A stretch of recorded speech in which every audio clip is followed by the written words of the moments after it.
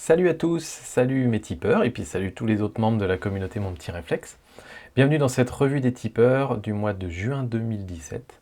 On a quelques photos aujourd'hui assez sympas, donc on va se lancer tout de suite. C'est parti avec la photo de Patrick. Alors, ton titre c'est Gel, donc je vous répète un petit peu le principe, hein. J'ai des photos RAW et ensuite vos photos JPEG que j'ai pas regardées, enfin j'ai essayé de fermer les yeux au moment où je les ai importées, et donc je vais retoucher les photos telles que je les aurais faites pour moi et ensuite je compare avec votre retouche.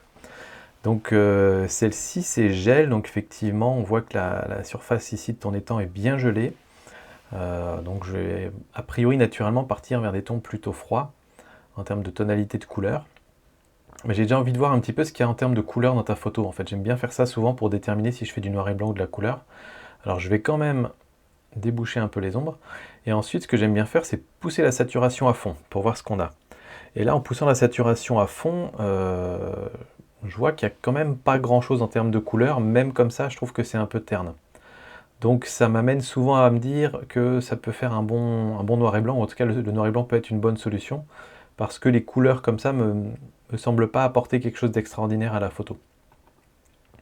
Donc voilà, ça c'est une première approche. Je regarde un petit peu tes paramètres. Alors tu es à 1/3 millième de seconde à ISO 1600, donc là ça aurait peut-être été pas mal de baisser tes ISO.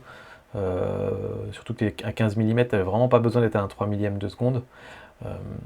Donc là c'est peut-être une petite erreur de ton côté qui fait qu'il y a pas mal de grains quand même sur la photo. Mais après si on la passe en noir et blanc, c'est pas très grave. Donc j'ai envie de tenter le noir et blanc directement en fait. Donc on va y aller comme ça, parce que après, voilà, pour moi la seule autre option c'est de passer dans des tons assez froids. Les tons chauds, je pense que ça marchera pas trop pour une photo comme ça. Mais même en ton froid, tu vois, on va vite retomber vers du noir et blanc quasiment, donc je vais partir direct sur du noir et blanc. Ok, donc en noir et blanc, on peut se permettre de faire des choses assez funky. J'aime bien l'effet qui se passe quand je débouche les ombres, parce qu'on voit beaucoup de détails ici dans les arbres. Donc je pense que je vais garder ça, déboucher à fond. L'expo, on va peut-être la monter un peu. Alors je vais essayer de ne pas faire trop fort quand même. Voilà.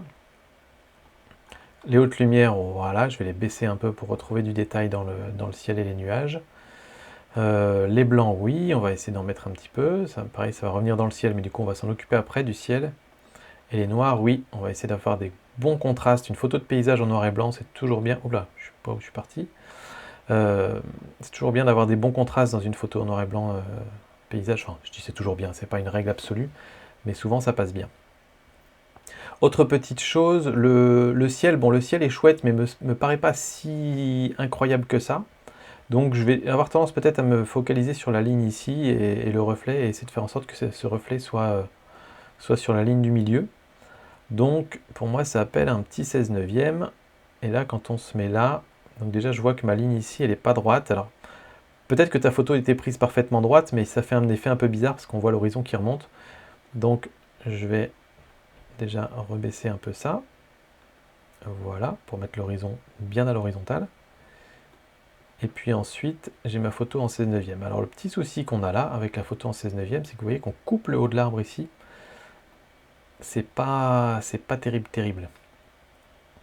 Donc ça m'embête. Ça m'embête bien. Alors il est coupé en bas aussi, hein, cela dit, par le reflet.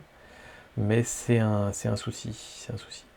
Donc on va retourner sur le rapport original. Parce qu'en fait, voilà, je pourrais me dire, je prends le 16 neuvième et je l'augmente un tout petit peu en haut, mais du coup, on sera plus vraiment symétrique au milieu. Et quitte à pas être symétrique, autant ne vraiment pas être symétrique. Donc, on va plutôt partir vers ça.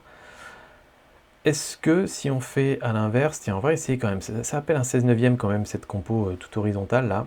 Je vais essayer dans l'autre sens. Si je fais un 16 neuvième et que du coup, on remonte pour avoir ici ça sur une ligne de tiers, par exemple. Ça peut peut-être passer mieux. Là, j'essaie de déterminer si je coupe à droite ou à gauche. Voilà, je vais couper comme ça. Je pense que ça passe bien comme ça. Du coup, on redonne de l'importance au ciel, c'est-à-dire qu'il va falloir qu'on s'en occupe. Et ici, voilà, ça représente notre premier plan, du coup. Ok, et donc c'est une photo où, pour moi, la clarté va venir faire beaucoup. Alors, on va voir un peu ce que ça donne. Sur la glace, c'est vraiment pas mal, l'effet que ça fait sur la glace. Sur les arbres ici, j'aime pas trop l'effet que ça fait, parce que ça les fait vraiment trop contraster, trop ressortir. Et sur le ciel, évidemment, ça fait un bon effet, ça va le rendre un peu plus dramatique. Donc je propose qu'on parte sur des filtres gradués comme celui-là. Et alors je mets la clarté à fond, comme ça on va voir un peu ce que ça fait. Là on voit bien que ça touche le haut des arbres. Je vais faire un gros dégradé, voilà, pour que ça touche surtout le ciel. Ok, on va peut-être même assombrir un peu ce ciel, comme ça. Et on peut remettre un peu d'ombre éventuellement. Alors je vais essayer aussi la correction du voile. Alors bon, la correction du voile, il faudrait la faire sur tout le ciel peut-être. Donc pour l'instant on va s'arrêter là. Et je vais m'en refaire un autre pour en bas. Tac. Alors là on a la clarté, on a uniquement la clarté à fond. Est-ce que c'est trop? C'est un peu trop, parce que là ça fait vraiment comme si on avait un reflet sur de l'eau, alors qu'on est quand même sur de la glace, donc je vais pas y aller aussi fort que ça. La correction du voile apporte un truc intéressant.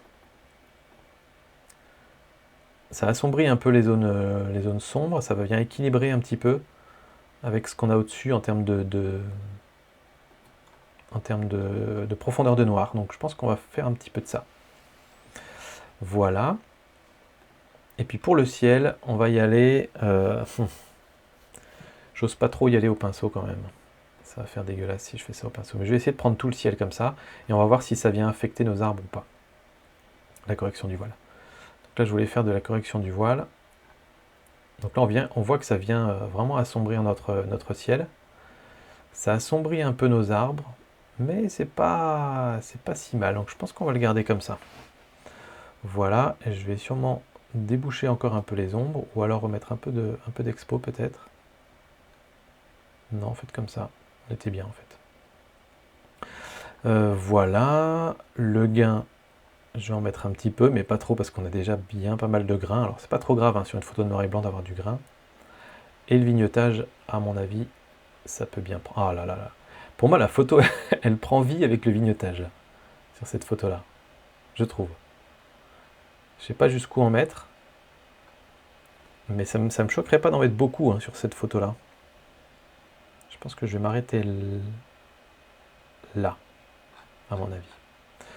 Voilà, je peux remonter un petit peu l'expo du coup avec le vignetage, un cran ou deux, un cran, et peut-être un petit peu de blanc. Non, pas trop. Voilà, voilà ce que j'aurais fait avec ta photo. Donc toi, ta photo de départ, elle était, hop, comme ça. Et moi, je te propose une photo comme ça. Ok? Et on va la mettre en plein écran, et on va voir ce que toi, tu nous proposes. Alors voilà, donc ça c'est ta retouche à toi. Donc, tu vois, la mienne était comme ça, et la tienne est comme ça. Alors toi, tu es resté sur la version couleur. Pourquoi pas? Et du coup, tu as vraiment bien gardé le premier plan avec toutes ces veines dans la glace. Et ça, je pense que c'était un bon point. Moi, je les ai perdus un petit peu avec ma coupe, tu vois. Donc, pourquoi pas? Maintenant, c'est vrai que je t'avoue que moi, en termes de couleurs, je trouvais les couleurs fades, même en les boostant, en les saturant fort. Et c'est un peu le cas sur ta photo. Alors, je trouve que tu as réussi à remettre un peu de bleu dans le ciel. Ça apporte un petit peu d'intérêt en termes de couleur à la photo quand même. Mais je reste un petit peu sur ma faim, moi, en termes de couleur, je trouve. Alors ensuite, une autre photo de... Alors, je ne sais pas si c'est le même Patrick. On a plusieurs Patrick hein, dans les tipeurs. Alors, brume. Ok, on a un beau reflet, on a une belle brume, on a des super belles traînées de nuages. Et bien à mon avis, c'est le même Patrick qui avait dû louper la revue des tipeurs du mois dernier, donc du coup, on a les deux. Parce qu'on a le même appareil photo. Ça marche. Alors, comment on va prendre cette photo-là? Là, on a des couleurs qui sont un peu plus intéressantes. Si jamais je veux booster la saturation, vous voyez qu'on a quand même des choses qui se passent. Là, évidemment, c'est beaucoup trop fort, mais il y a vraiment des choses intéressantes là en termes de couleurs. Donc je pense qu'on va la garder en couleur, ça. En tout cas, on va essayer. En termes de composition, notamment une fois qu'on booste les couleurs, on se rend compte que la partie qui est intéressante, elle est vraiment là. Et voilà, j'hésite un petit peu entre garder et accentuer l'effet. Je vais éternuer, excusez-moi. Pardon. Garder vraiment l'effet des grandes traînées dans le ciel, ou me focaliser vraiment sur la partie centrale du paysage ici. Alors malheureusement, je vois que tu es encore resté très fort dans les ISO, donc ça va nous embêter sur la retouche de la photo. Mais voilà, peut-être recadrer comme ça. Dans tous les cas, comme vous le savez, moi j'adore ça, je vais partir sur du 16/9, certainement. Voilà, et j'ai envie de voir la possibilité quand même de resserrer autour de la zone des reflets en fait. En laissant un petit peu d'espace ici, au-dessus. Alors, est-ce qu'il faut essayer de garder un petit peu d'arbre comme ça à gauche, éventuellement? Je vais essayer comme ça. Ici, du coup, on a ça sur des lignes de tiers, sur des points de croisement de lignes de tiers, donc c'est pas mal. Je pense que ça pourrait marcher comme ça. Ah oui, on a une belle symétrie. On a un petit peu l'effet des lignes quand même. Donc ça marche quand même avec les lignes. Si par contre on fait comme ça, on a un peu plus l'effet des lignes. J'aime bien aussi. Pas facile celle-là. Entre ça et ça, et ben on va peut-être faire un petit peu entre les deux en fait. C'est trop facile, hein, pas besoin de trancher. On va fermer ici. Là, ici, je vois. On va essayer de fermer là. En fait, on voit ici un petit peu de lumière sur cette branche-là. Donc, on va essayer de fermer ici. Quelque chose comme ça. Je me mets au centre. Je me base sur les petits ergots ici pour voir où est le centre de l'image. Et je pense qu'on va partir là-dessus. Voilà. Alors, on a des super belles couleurs, donc c'est clair qu'on va la garder en couleur. Je vais désaturer quand même. Et c'est parti. Alors, en termes d'exposition, on peut l'exposer un petit peu plus, très certainement. Les hautes lumières, on va baisser un petit peu pour récupérer du détail dans le ciel. Les ombres, on va les déboucher un peu. Pas trop, je pense qu'après ça fera vraiment bizarre avec la brume. Les blancs, on peut les booster, oui, on peut les booster un peu dans le ciel, tout ça. Les noirs. Alors les noirs, c'est compliqué sur les photos de brume. Quand on a beaucoup de brume, normalement, on a très rarement des vrais noirs, à part si on a un objet très proche de soi. Donc très souvent, quand on veut renforcer l'effet brumeux d'une photo, on va plutôt lever les noirs plutôt que les baisser. Après, sur des photos de paysage, c'est vrai qu'on aime bien souvent avoir des beaux contrastes, mais là, j'aurais tendance à plutôt vouloir les lever un petit peu pour recréer cet effet de voile. Et d'ailleurs, en parlant d'effet de voile, l'outil de correction de voile, autant il marche très bien pour enlever du voile, autant pour remettre du voile, rajouter du voile. En général, je ne suis pas complètement fan. On voit, c'est vraiment un espèce de voile global sur toute la photo, et je trouve que ça ne reproduit pas vraiment ce que fait de la brume en réalité. Donc je préfère moi plutôt pour recréer la brume déboucher, augmenter le niveau des noirs. Donc voilà, de la clarté certainement un petit peu. Alors ce qui est compliqué, c'est que la clarté, ça va aussi atténuer l'effet de la brume. Donc, puis là on voit beaucoup de bruit qui ressort, la clarté elle fait beaucoup ressortir le bruit. Donc on va y aller vraiment tout doux sur la clarté. Et ensuite, saturation vibrance. Alors, on a deux possibilités. J'ai déjà équilibré le ciel par contre par rapport au reste. Donc pour équilibrer le ciel qui est un petit peu plus blanc ici, je vais prendre la luminance et la luminance des bleus et je vais la diminuer un peu. Voilà, comme ça on retrouve des couleurs qui sont similaires aux couleurs qu'on a en dessous en termes d'exposition. Alors, vibrance, saturation. Moi ce que je fais souvent en général, c'est que je démarre par de la saturation pour voir jusqu'au moment où ça me choque. Là, ça commence à me paraître beaucoup, notamment dans les oranges ici. Et ensuite, j'attaque la vibrance.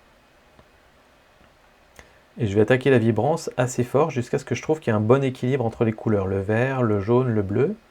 Et après, en général, je dois diminuer un peu la saturation parce que la vibrance aura quand même resaturé un peu les couleurs qui étaient déjà trop saturées. Donc je partirai vers quelque chose de comme ça. Ça me paraît bien. Ok, la netteté, on va en rajouter un petit peu, mais vraiment, il y a tellement de bruit que je ne vais pas en mettre de trop. Là, pour le coup, je vais essayer de mettre un petit peu de réduction de bruit. 10, 15, je vais rarement au-delà de ça quand même, parce qu'après, ça adoucit vraiment trop la photo. On va voir un peu, c'est déjà pas mal adouci là. Bah même 5, on va mettre juste 5. Et puis, est-ce qu'on met du vignetage? La photo semble déjà être un petit peu, semble déjà en avoir un petit peu, donc je pense qu'il n'y a pas trop besoin d'en rajouter. Ah, ça donne un côté un peu dramatique quand même, avoir le ciel et le reflet un peu plus sombre, donc en fait je crois que je vais en mettre pas mal quand même au final. Ok, et puis augmenter un petit peu l'expo, voilà. Ok, donc voilà ce que je te propose. Donc, ta photo de départ, RAW, était comme ça. Moi, je te propose ça. Et toi, ta retouche était... Oh là! Alors, t'es complètement parti sur autre chose. Ah, c'est marrant. Ah, ok, oh, bah écoute, nickel. Euh, Bah du coup, toi, tu as pour le coup bien joué avec le bruit numérique que tu avais sur ta photo. Tu es parti sur une retouche noir et blanc avec probablement un virage partiel pour donner cette teinte un peu verte, un peu vieille photo. Et ça marche très bien, je trouve que ça marche très très bien et ça met bien en valeur les lignes aussi que tu avais dans le ciel. Ça fait bien ressortir aussi les différentes branches des arbres, plus que sur ma photo, je trouve. Ah là, on a vraiment deux ambiances complètement différentes. Mais j'aime beaucoup ta retouche. J'aime bien les deux en fait. Alors ensuite, une photo de Jean. Alors très chouette parce qu'on a bien le mouvement du canard qui se secoue qui se gratte les plumes là. J'aime beaucoup les photos en mouvement comme ça, où clairement c'est pas une erreur du photographe. On voit bien que c'est intentionnel, parce que tout le reste du corps est bien net. Il n'y a qu'une partie qui est en mouvement, et là notamment on a le bec qui bouge bien. Et même de loin, on a l'impression que la tête est parfaitement figée. Évidemment, elle bouge un petit peu, mais c'est super. Et j'aime beaucoup les petites auréoles, les petites vaguelettes au niveau de l'eau là. Je trouve ça très chouette. J'aime bien aussi le fait que tu es cadré et excentré, donc pour moi le cadrage est bon, je ne vais pas forcément y retoucher plus que ça. Euh, alors ensuite, comment on va retoucher cette photo? C'est une bonne... je ne sais pas vraiment. Qu'est-ce que ça donne en noir et blanc? Ça peut le faire en noir et blanc. Ça peut peut-être le faire en noir et blanc. C'est vraiment la couleur verte qui me dérange un petit peu, je t'avoue. C'est tout bête, mais on associe dans notre esprit la couleur verte de l'eau à une eau un peu sale ou quelque chose comme ça, et moi j'ai un peu cette sensation là, alors que je sais très bien que c'est les reflets de la forêt, hein, je le vois bien, mais on associe ça à de l'eau un peu sale, et je trouve que ça passe pas trop bien sur la photo du coup. En noir et blanc, on a plus ce côté là, et le canard ressort particulièrement bien en noir et blanc, plus qu'en couleur je trouve, donc je pense que je vais partir vers du noir et blanc. Ok, alors en termes d'exposition, bah écoute, on va pas monter tant que ça. Et surtout, on va pas déboucher les ombres parce que je trouve ça très chouette. Au contraire, on va peut-être les accentuer. Je trouve ça très chouette qu'il y ait un fort contraste entre l'eau et le canard. Donc voilà, je vais accentuer un peu les ombres. Les hautes lumières, on va les baisser un peu, voilà, et on va augmenter les blancs pour retrouver plein de détails comme ça sur le canard là. Hop, voilà. Ça c'est chouette. Alors, est-ce que je veux un peu plus de haute lumière? Voilà, on va faire plus délicat comme ça. Et les noirs, alors là, ça va vraiment faire très sombre, mais pourquoi pas pour une photo? J'aime bien en fait. Quand on a l'eau bien sombre comme ça, je trouve ça chouette. Hop, je vais remonter un cran l'expo. Mais ça fait vraiment un fort contraste là entre le canard et l'eau, et je trouve ça chouette en fait. Ensuite, la clarté. Alors je sais que je ne vais pas la faire sur toute la photo déjà, parce que toutes les zones floues, quand on augmente la clarté dessus, bah, ça fait des choses pas belles. Je vais juste observer là en bougeant le curseur ce que ça fait sur le canard et les vaguelettes. Petites vaguelettes autour. Un petit peu sur le canard c'est pas mal, et sur les vaguelettes aussi. Mais sur les zones floues, j'en veux pas. Donc ce qu'on va faire ici, ce que je propose, c'est qu'on fait un réglage global de clarté. Comme ça, par exemple à plus 35, ça me paraît bien. Et ensuite, je vais faire des filtres gradués à moins 35 de clarté, exactement pour compenser ce que j'ai rajouté. Hop, on va le faire à la main. Moins 35. Tac. Et du coup, je vais venir les appliquer comme ça, pour que ça n'affecte plus mes zones de flou, tout simplement. Donc je suis là, et après ensuite je vais faire un nouveau, qui sera exactement avec le même réglage. Comme ça, mes zones de flou ne sont pas affectées par mon réglage de clarté. Voilà, donc ça c'est impec. La netteté, là je vais même quasiment y aller au pinceau à la limite, ou alors on peut la faire directement, on peut faire exactement la même chose avec les filtres en fait. Donc comme on a déjà mis les filtres, on peut s'en occuper comme ça. Alors ISO 200, on peut y aller sur la netteté, voilà, on va bien faire ressortir notre canard. Et donc du coup, je vais reprendre mes deux filtres. Donc là, j'ai mis plus 55. Et là, la netteté, on va la baisser à moins 55. Sur les deux zones, on a les filtres. Tac. Comme ça, on vient compenser. Tout simplement. Voilà. Et puis, vignetage. Ah bah oui. Hein. Aujourd'hui, c'est la journée du vignetage. J'en mets partout. Ouais. Comme ça, c'est chouette. Ah, il me plaît bien ce canard, il est chouette. Elle est vraiment super ta photo. Donc voilà, moi je la retoucherai comme ça. C'est peut-être un peu extrême comme retouche. Ta photo de départ étant comme ça. Alors on perd le côté un peu rouge du bec, mais c'est pas grave. Moi je te propose ça. Et toi ta photo retouchée était comme ça. Bah écoute, t'es vraiment parti sur le côté noir aussi comme moi. Très sombre. T'as préféré garder les couleurs, mais du coup je trouve que ça marche pas mal, parce que tu es vraiment fortement assombri, donc ça marche bien. Je trouve ton canard un peu sombre, notamment, enfin je pense que tu as fait tout ce que tu as pu pour récupérer un maximum de détails dans le canard. Mais pour le coup, je trouve que pour la simplicité de ta photo, vraiment le fort contraste entre l'eau sombre et le canard clair, je trouvais ça plus intéressant d'avoir un canard vraiment très clair, quitte à ne pas avoir tous les détails sur les plumes en fait. Maintenant, quand je passe de la tienne à la mienne, je me rends compte que la mienne est vraiment très très claire. Donc maintenant que je le vois, je vais peut-être juste baisser d'un cran ou deux les hautes lumières, mais j'irai pas forcément beaucoup au-delà de ça en fait. Même si toi, tu as fait ce qu'il faut faire dans 95% des photos animalières, c'est-à-dire vraiment récupérer pour un maximum de détails sur sa fourrure. Après, c'est vraiment une question d'interprétation. Moi, je la préfère plus claire et plus contrastée avec l'arrière-plan. Alors ensuite, on a une photo macro, super macro même, de Steve. Alors c'est quoi? C'est du quartz ça? On dirait bien, je connais pas grand chose, mais on dirait bien que c'est du quartz. Alors c'est compliqué parce que là c'est sur de la photo bien conceptuelle là. Donc comment on va la retoucher? Alors ce qui est embêtant c'est que même si je fais pas trop attention aux détails, j'ai vu la façon dont tu as retouché ta photo. Donc je vais essayer d'en faire abstraction. Mais je pense pas que ce sera une voie que j'aurais suivie de toute façon au départ. Donc là pour le coup c'est pareil, je vais voir un peu ce qu'on a dans les couleurs quand je booste la saturation.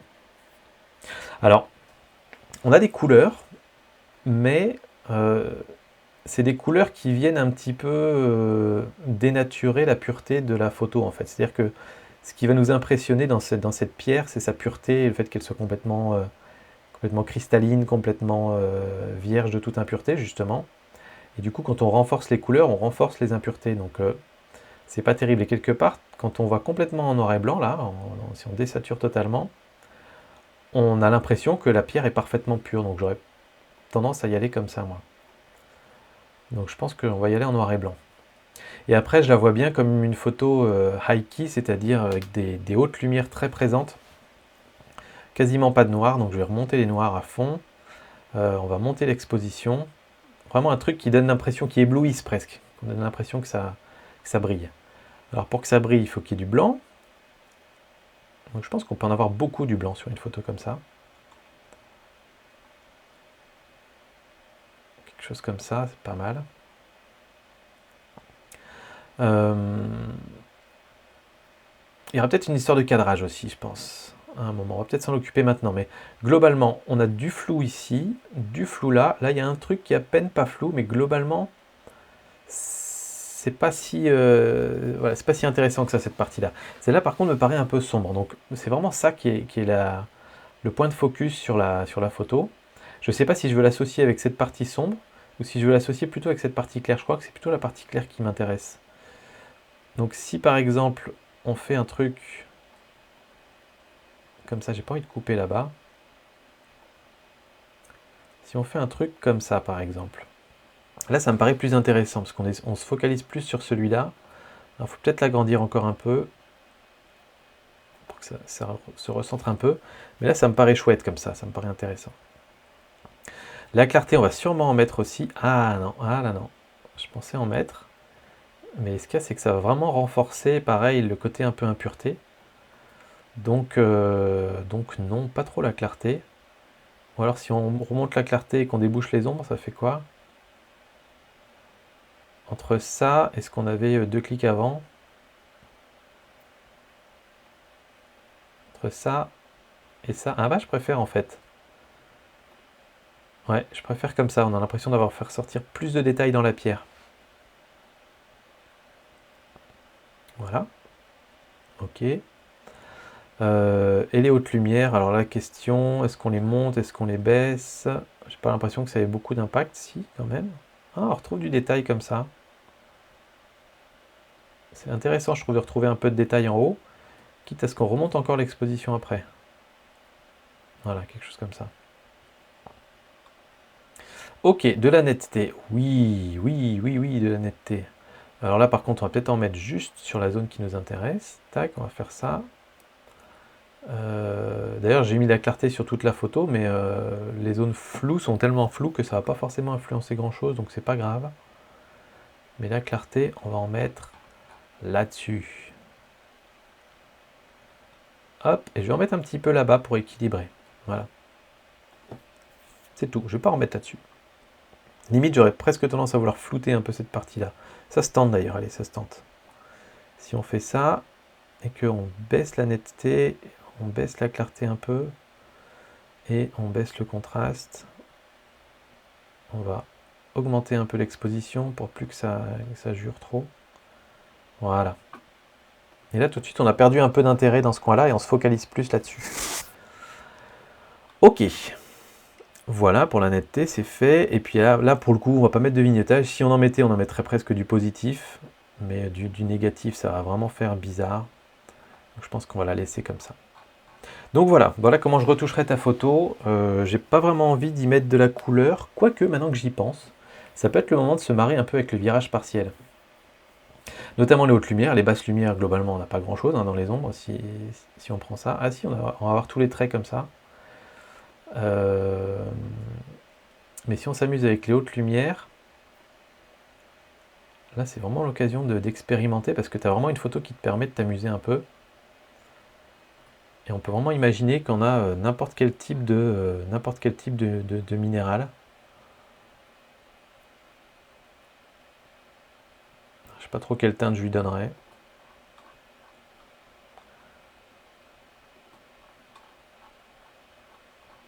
Je sais pas pourquoi je pensais un peu à du jaune. Et le jaune il est pas facile à attraper là entre deux, je trouve. En rose ça peut le faire aussi.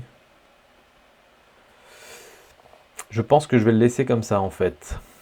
Je pense que je vais le laisser comme ça. Si on met un peu de saturation. Il faut mettre plus ici. Non, voilà, je vais la laisser comme ça. Donc voilà, bah écoute, j'ai fini ta photo. Voilà comment je la retoucherai moi. Et toi, tu as fait...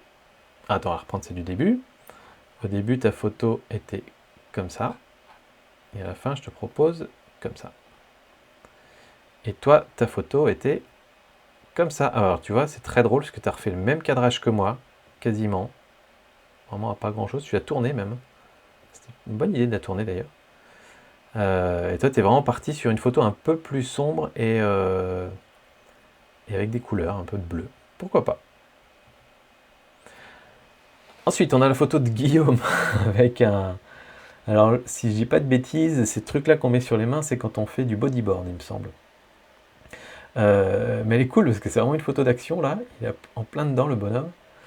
Donc, c'est très chouette. Alors, 531 mm, un 8 centième de seconde. Tout ça, c'est impec. On a un beau mouvement bien figé. On a un petit peu de mouvement dans les éclaboussures, là. C'est très, très bien réussi. Donc ça, c'est nickel. Alors, comment on va faire cette photo? Noir et blanc, couleur. Alors, c'est la couleur de l'eau qui m'intéresse là. Qu'est-ce qu'on peut récupérer si on joue un peu sur la saturation? On a des couleurs intéressantes là, des beaux verts un peu émeraude. C'est pas de l'eau stagnante, donc le vert est moins gênant que tout à l'heure. Mais j'aime bien le côté noir et blanc aussi. J'ai pas décidé encore. Par contre, le orange là m'embête beaucoup. Bon, on va commencer par recadrer un peu la photo. Alors pour le coup, ton cadrage, je sais pas trop quoi en penser. C'est vrai que si tu avais cadré en le mettant lui plus à droite du cadre, on aurait plus vu de l'autre personne. Donc ça aurait été embêtant, mais en même temps, toute cette partie-là, on ne sait pas trop quoi en faire. Alors à moins qu'on se dise qu'on va un peu aller contre les règles, pourquoi pas, et dire on met notre bonhomme contre le bord gauche. Ça peut le faire en fait, ça peut le faire comme ça. Je vous explique un petit peu le raisonnement derrière. Souvent, la règle qu'on va utiliser ici, la règle de composition, c'est de dire le sens dans lequel la personne est tournée, c'est le sens dans lequel on va laisser le plus d'espace. Parce que naturellement, nous, on va regarder la personne et ensuite on va suivre son regard. Donc là, il est tourné vers la gauche, ça veut dire que la logique voudrait qu'on laisse de l'espace à gauche. Maintenant, quand on va contre cette règle, c'est ça qu'on dit quand on dit aller sciemment contre une règle, quand on va contre cette règle, on crée une frustration en fait, on crée une espèce de tension, où en gros on dit on n'a pas envie de suivre le regard de la personne. Et là c'est un peu le cas, déjà il a les yeux fermés complètement, il est en train de se prendre un truc dans la tête, et donc quelque part lui-même il est dans une situation un peu de tension, et donc c'est dans ce genre de situation-là, ou bien c'est pour montrer le malaise ou ce genre de choses, ça se fait souvent de casser cette règle-là, justement. Donc là, je propose qu'on la fasse, qu'on casse cette règle. Après, je me pose la question de squeezer un petit peu la partie en bas. J'aime bien ces petits reflets-là, ils sont très beaux, mais après, est-ce que ça rentre dans l'histoire de la photo? Je ne sais pas. Est-ce qu'on a intérêt soit à être plus proche du personnage, plus proche du bonhomme, par exemple comme ça, là, ou est-ce qu'on a intérêt à avoir un peu plus de premier plan? Le reflet, tout ça. Je suis pas décidé là encore sur les deux. Si je me mets vraiment proche comme ça, voilà, du coup il est en plein milieu le bonhomme. Je pense que je préfère un peu plus large quand même. Mais en même temps, c'est vraiment une photo d'action, donc il y a besoin qu'on voit un peu l'action quand même. Ouais, on va rester comme ça, je pense. On va rester comme ça. Un petit poil plus, voilà. Ok, là on devine bien quand même ce qui se passe. Ça marche. Alors ensuite, exposition, on est plutôt bon. Les hautes lumières, c'est ce qui va nous permettre d'aller récupérer du détail dans les vagues. Ça, bon, c'est pas indispensable d'avoir du détail sur son vêtement. Les blancs, là, oui, je vais les pousser pas mal pour faire un peu péter ces petites gouttelettes, là, qui sortent des vagues. Voilà, là, j'en ai plein qui sont bien... hein. Et puis, alors là, la question, est-ce qu'on la contraste, cette photo? Est-ce qu'on la décontraste? J'ai envie de la contraster pas mal, quand même, pareil, parce que c'est une photo un peu dure, il est dans une action, comme ça. Donc j'ai envie de la contraster un peu. Et voyons voir surtout ce que va faire la clarté. Alors la clarté, ça va être intéressant, surtout sur la peau du personnage. Regardez bien ce que ça fait sur la peau du personnage. Ça rend la peau un peu, entre guillemets, plus virile, plus masculine, plus dure. Et du coup, sur une photo d'action, ça marche pas mal de rajouter beaucoup de clarté. A l'inverse, une photo de portrait dans les fleurs, voilà, on va parfois même enlever un petit peu de clarté tellement on veut adoucir la photo. Donc là, on est vraiment clairement dans une situation où on peut en rajouter. Maintenant, vous savez, si vous suivez un peu toutes ces vidéos, que rajouter de la clarté à la mer, c'est pas toujours une bonne idée. Alors sur les vagues, pour le coup, je trouve que ça prend bien là. Habituellement sur la mer, ça passe pas très bien, mais là, ça passe bien, ça rajoute bien un côté un peu, voilà, des grosses éclaboussures et tout ça, donc je pense qu'on peut rajouter de la clarté de façon générale sur la photo. Ensuite, les couleurs. Est-ce qu'on sature? On peut saturer un peu. Est-ce qu'on fait de la vibrance un peu? On peut. Et ensuite, je me pose la question de la balance des blancs. Ça change pas des masses. Non. Non, la balance des blancs, je ne peux pas trop y toucher. Là, on est bien saturé, pas mal contrasté quand même. Après, vous savez, moi j'aime bien décontraster un peu quand même mes photos. Là, je suis un petit peu dans un dilemme, j'ai envie de garder du contraste quand même. Donc voilà, on va rester comme ça, je pense. Qu'est-ce que ça donne? Ouais, du coup, je la préfère en couleur, je crois. On va la garder en couleur. Parce que lui, il ressort beaucoup mieux, en fait, de la vague. Quand on est en noir et blanc, il ressort beaucoup moins, alors que là, il ressort fort. C'est notamment la couleur rosée de sa peau face au vert de la mer. Hop, on va fermer ça. Du coup, la netteté, on peut y aller aussi. Tac, il ressort bien. Et du vignetage, pas vraiment. Pas vraiment. Voilà. Voilà, moi c'est comme ça que j'interpréterais ta photo, mon cher Guillaume. Donc la photo de départ était comme ça. Moi je propose comme ça. Et toi, tu proposes... Bah tu vois, je pense qu'on est assez proche vraiment en termes de retouche de couleur. On est vraiment très très proche. Après, toi tu as gardé le cadrage un petit peu plus large. Mais on est vraiment très très similaire pour le reste. Donc là pour le coup on a fait vraiment le même genre de retouche. Ensuite on a la photo de Nico. Alors j'ai noté RAW même si c'est un JPEG parce qu'en fait il s'agit d'un scan d'argentique. Donc ça c'est le scan brut entre guillemets et puis ensuite toi tu as la photo, t'as la photo retouchée. Alors je te le dis tout de suite, je ne vais pas m'intéresser ici à tous les petits défauts on va dire parce que ça prendrait pas mal de temps d'enlever tous ces petits fils, ces petites poussières entre guillemets. Donc il me semble que toi sur ta photo tu les as enlevés, hein, mais voilà, on pourrait passer pas mal de temps à faire toutes ces petites choses là. On va pas le faire. Alors pour le coup je trouve ta photo très bien développée entre guillemets parce que on a déjà un beau contraste, on a déjà des personnages qui ressortent bien. Donc j'ai pas forcément grand chose à dire là-dessus. Je vais essayer de jouer un peu avec les curseurs, mais elle me paraît déjà bien comme ça ta photo en fait, donc c'est un peu compliqué, je pense qu'il n'y a pas grand chose à faire. Tu as vraiment un histogramme très équilibré aussi d'ailleurs, des personnages bien éclairés qui ressortent bien par rapport à l'arrière-plan, peut-être un petit peu trop de haute lumière ici quand même, donc je vais peut-être baisser un peu la haute lumière pour retrouver du détail, voilà, sur le bonhomme, on en retrouve un peu. Les ombres, voilà, j'en enlève un petit peu, je vais en mettre un peu de blanc, mais pas trop. Et les noirs, ah oui, je pense qu'on peut en mettre pas mal. Pour contraster encore plus cette photo. Si on va dans l'autre sens, ça nous fait quoi? Ça nous fait une photo un peu douce dans l'autre sens, c'est pas mal aussi en fait. Là c'est très drôle parce que j'aime beaucoup la photo très contrastée et j'aime aussi beaucoup la photo très décontrastée. Donc il va falloir faire un choix.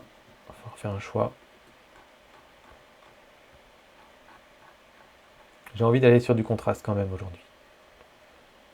Allez hop. De la clarté. Ah oui, un petit peu, ouais. Là, ça redonne une petite impression de netteté. On avait l'impression que c'était légèrement, enfin pas forcément très très net. Donc je mets un peu de clarté pour ça. Ça va venir rajouter du grain encore, donc pourquoi pas. Du coup de la netteté aussi. On va en mettre un petit peu, voilà. Et j'aime bien ton cadrage aussi. J'ai pas envie d'y retoucher. Pour moi, le cadrage est très chouette aussi. Vignetage, bah, il n'y en a pas tellement besoin. Il y en a déjà. La photo est déjà sombre dans les coins, donc pas tellement besoin d'en rajouter. Donc voilà, moi je ferai comme ça. Mais tu vois, j'ai pas touché grand chose à ta photo d'origine que je trouvais déjà très chouette. Donc la photo d'origine était comme ça. Moi je te propose ça. Modulo les petites poussières. Et toi tu proposes ça. Bah tu vois, toi t'es resté un peu plus doux que moi dans ta retouche. Mais t'as recadré un petit peu aussi d'ailleurs. Mais voilà, après ta photo est vraiment très chouette. Et toi t'as retiré les poussières pour le coup. Et voilà les amis, c'est la fin de cette revue des tipeurs. J'espère que ça vous aura plu. Donc bah, merci les tipeurs de m'avoir envoyé vos petites photos. Moi je trouve toujours l'exercice très intéressant. J'espère que ça continue de vous plaire. Si vous vous demandez ce que c'est que ces tipeurs dont je parle depuis le début de la vidéo, c'est tout simplement des personnes qui soutiennent mon petit réflexe, qui disent bah écoute c'est super cool que tu mettes des tutos sur internet, je te donne 2 €, 3 € par mois comme un tip, comme un pourboire pour t'encourager à continuer. Et l'air de rien, quand vous êtes beaucoup à faire ça, bah, ça fait un petit peu de sous à la fin, et aujourd'hui c'est la première source de soutien de mon petit réflexe. Donc c'est carrément cool, et ce qui est vraiment super avec les tipeurs, c'est que ça me laisse toute la liberté de faire ce que je veux derrière. Donc c'est entre guillemets un peu moins contraignant que quand on fait des partenariats avec des marques, ou alors c'est pas tellement contraignant quand on met des liens d'affiliation vers des produits, mais ça peut amener ensuite à être un peu biaisé dans ces discours, ce que je ne souhaite pas. Donc du coup j'encourage à fond les tipeurs, et je trouve que c'est super cool que vous souteniez la chaîne. Donc merci à vous. Donc si ça vous intéresse de devenir tipeur, ou si vous voulez soumettre vos photos à la revue des tipeurs, bah, rendez-vous sur tipeee.com. slash mon petit réflexe. Je vous mets le lien dans la description et dans la description de toutes les vidéos. Et puis moi je vous dis à très bientôt sur MPR. Ciao tout le monde.